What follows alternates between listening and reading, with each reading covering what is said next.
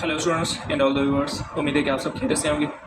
आज हम डिस्कस करने वाले हैं फिजिक्स के कुछ इंपॉर्टेंट क्वेश्चंस, जिसमें हम आज स्केलर्स एंड वेक्टर्स के कुछ क्वेश्चंस डिस्कस करेंगे। और ये इंपॉर्टेंट क्वेश्चंस हैं फॉर द एंट्रेंस के हवाले से अगर हम बात करें तो पास पेपर्स में भी काफ़ी सारे आ चुके हैं। ठीक है स्टूडेंट्स, तो इसकी आप प्रैक्टिस करिएगा। अगर आपने मेरे पिछले वीडियोस नहीं देखे और इस चैनल पे न्यू है तो चैनल को लाजमी सब्सक्राइब कर दीजिएगा। और मेरे पिछले वीडियोस जिसमें मैंने केमिस्ट्री, फिजिक्स, मैथमेटिक्स के इंपॉर्टेंट लेक्चर्स, चैप्टर्स मैंने अपलोड कर दिए हैं, तो वो भी आप वीडियोस देख लीजिएगा। ठीक है स्टूडेंट्स, और अगर आप हमारे व्हाट्सएप ग्रुप को जो ज्वाइन करना चाहते हैं तो उसकी लिंक भी आपको डिस्क्रिप्शन में मिल जाएगी। आप वहाँ से हमारा जो ग्रुप है वो भी ज्वाइन कर सकते हैं, जिसमें ये PDF वहाँ उस ग्रुप में मैं शेयर करता हूँ। ठीक है स्टूडेंट्स, और काफ़ी सारे स्टूडेंट्स बोल रहे थे कि सर आप ऑप्शंस पे टिक किया करें। ठीक है, तो बेटा ऑप्शन में तो पहले तो जो भी क्वेश्चन होता है मैं उसका एक नीचे एक एक्सप्लेनेशन लिख देता हूँ, जिसमें मैंने एक नोट लिखा हुआ होता है। जो भी PDF होता है तो मैं नीचे नोट लिखता हूँ। तो इस नोट लिखने का फ़ायदा ये होता है कि पहले आप क्वेश्चन को समझेंगे, उसके बाद अगर फिर भी समझना है तो आप वो नोट भी पढ़ सकते हैं। और तो अगर मैंने सपोज़ कर ले मैंने ऑप्शन टिक कर दिया तो आप तो सीधा रटा लगा देंगे, तो आपकी क्या होगा, कॉन्सेप्ट नहीं होगा। तो इसकी वजह से पहले आपको क्वेश्चन समझना होगा, उसके बाद ही आप इसकी एक्सप्लेनेशन पर जा सकते हैं, एक्सप्लेनेशन देख सकते हैं। ठीक है स्टूडेंट्स, तो स्टार्ट करते हैं आज के इस वीडियो लेक्चर को। इस फिजिक्स के सेक्शन में स्केलर्स एंड वेक्टर्स में आपका पहला क्वेश्चन है, if A dot B is equal to 0 and A cross B is equal to 0 and A is not equal to 0 then B.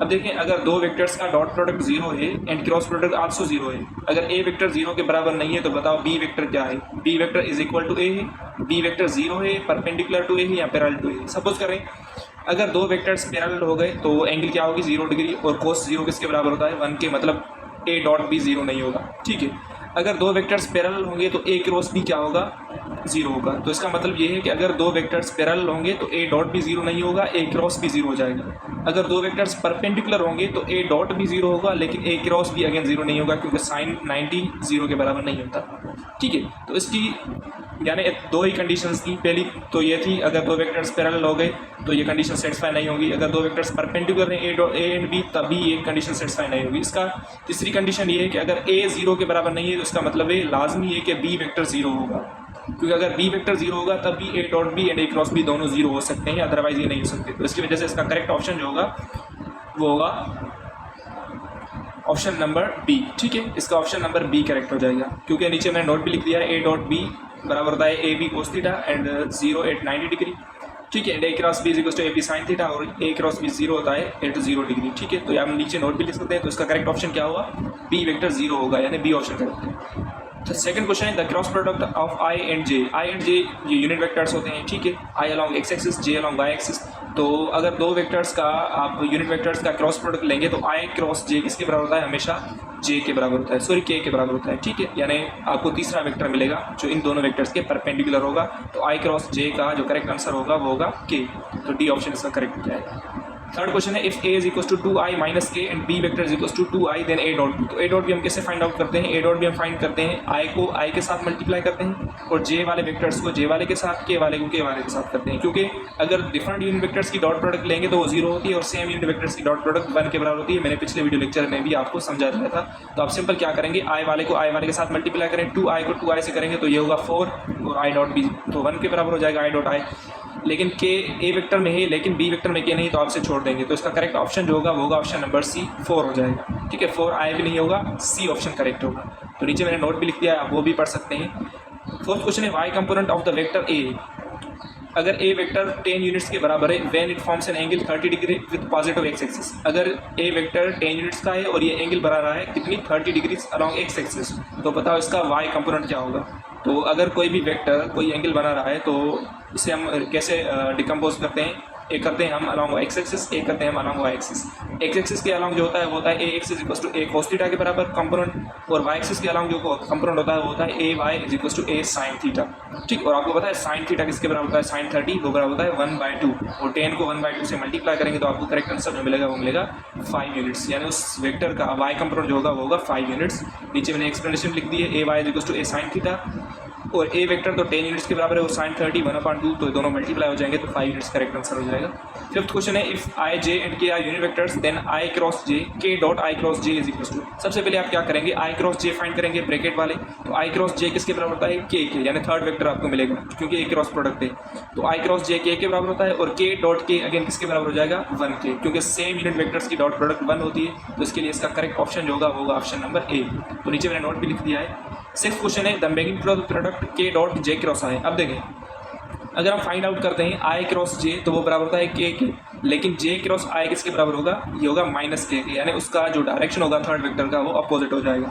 ठीक है, तो ये होगा माइनस के और के डॉट माइनस के किसके बराबर होगा, -1 के, क्योंकि के डॉट के तो 1 के बराबर होता है और माइनस आप मल्टीप्लाई कर देंगे तो इसका करेक्ट ऑप्शन जो होगा क्वेश्चन नंबर 6 का वो होगा -1। नीचे मैंने नोट भी लिख दिया है जे क्रॉस आई बराबर होता है माइनस के, सो के डॉट माइनस के बराबर होगा -1 के। ठीक है, उसके बाद 7th क्वेश्चन है two perpendicular vectors having magnitude of 4 units and 3 units are added their resultant has magnitude of. अगर दो वेक्टर्स परपेंडिकुलर हैं, एक का मैग्नीट्यूड है 4 यूनिट्स, सेकंड वाले का है 3 यूनिट्स, तो बताओ उनका रिजल्टेंट क्या होगा। आप लॉ ऑफ कोसाइन यूज़ करेंगे।